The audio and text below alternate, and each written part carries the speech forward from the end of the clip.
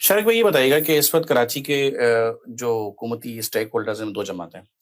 Opposition بھی بھرپور کرتے ہیں، ایک جماعت حکومتی بھرپور کرتی ہے. حالیہ ایک تصویر سوشل میڈیا پہ زیر بحث ہے، اس میں میئر کراچی بھی ہیں اور جماعت اسلامی کے امیر کراچی منم ظفر صاحب بھی ہیں. دونوں حضرات بڑے خوشگوار ماحول میں، مجھے کوئی اعتراض نہیں ہے، بحیثیت انسان، بحیثیت کراچی کے شہری، ان کو آپس میں اچھے تعلقات رواداری رکھنی چاہیے، ایک دوسرے کی خوشی غم میں شریک بھی ہونا چاہیے. لیکن جس قسم کا اختلاف رائے اور جس قسم کا آپ اپوزیشن کا انوائرمنٹ پینیٹریٹ کرتی ہو تو عوام اپنے تاثر اسی طرح سے لیتی ہے نا. تو پھر جب اچانک اس طرح کی چیزیں سامنے آتی ہیں تو پھر کیا وہ نہیں لگتا کہ وہ سارے آپس میں کی ملے ہوئے؟ دیکھیں، میں عادل بھائی اس میں تھوڑا سا شاید جواب لمبا ہو جائے مگر آپ کو اس میں سننا پڑے گا نا. میں بالکل، اگر میرا شہر ترقی کر رہا ہوتا، میرے شہر کے تمام مسائل حل ہو چکے ہوتے، ٹھیک ہے، عوام کو کوئی مشکلات نہیں ہوتی، تو میں نہیں سمجھتا ہوں کہ یہ جو ماحول ہے، جس تصویر کی آپ نے بات کری کہ شہر کو کھانے والے، اس شہر کو 18 سال پہ صوبے پہ حکومت کرنے والے، 6 سال سے شہر پہ حکومت کرنے والے، شہر کو تباہ حال کر کے بیٹھ کے ان کے ساتھ بیٹھنا لازمی وہ عوام کے سینوں پہ جو ہے نا اور دماغوں میں وہ کیل کی طرح، کنجر کی طرح، خنجر کی طرح جو ہے نا وہ چبھتا ہے.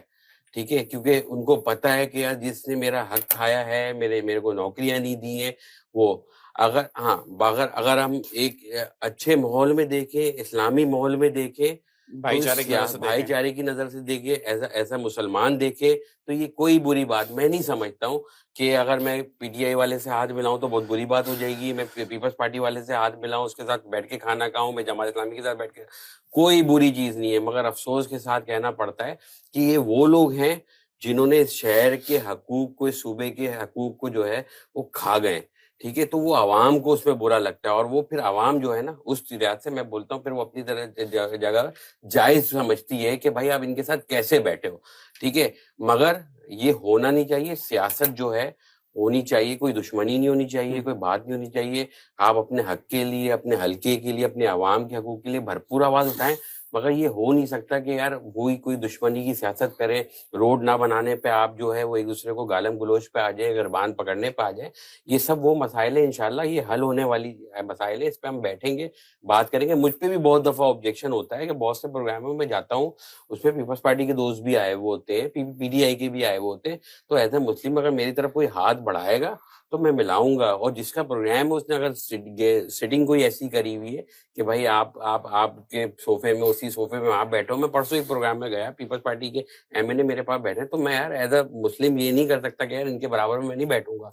تو بات یہ ہے کہ لوگوں کو چیزیں سمجھنی چاہیے، مگر ان حکمرانوں کو یہ سمجھنی چاہیے کہ لوگ آپ سے اس حد تک نفرت پہ کیوں پہنچ گئے